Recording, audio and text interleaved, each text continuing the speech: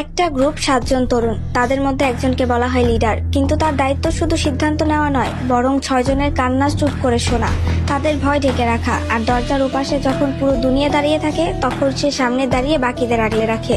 হ্যাঁ, আমি আরএমের কথাই বলছি, ওরফে কিম নামজুন। যখন বিটিএস নামটা কেউ চিনত না, নামজুন তখনও বিশ্বাস রাখতো এই 6 জন একদিন আকাশ ছোঁবে।